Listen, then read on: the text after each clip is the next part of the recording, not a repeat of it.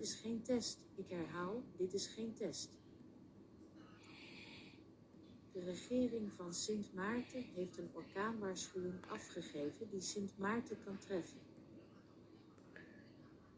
Vermijd kustgebieden, blijf binnen en raak niet in paniek.